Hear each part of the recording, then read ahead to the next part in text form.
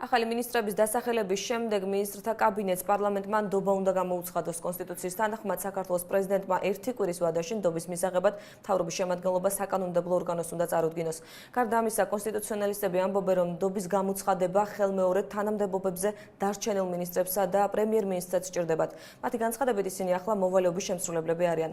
ნდობის გამოცხადების შემდეგ ახალი ministrთა კაბინეტის მთავარი სამუშაო თუ პრემიერის განცხადებას დავაყრდნობით, ალბათ ევროინტეგრაციის პროცესის დაჩქარება იქნება. არასამთავრობო სექტორი კი მიმდინარე პოლიტიკური მოვლენების ფონზე ხელისუფლებას ურჩევს არ დაავიწყდეთ ევროკავშირთან დაახლოების გზაზე მოსახლეობის ჩართულობა.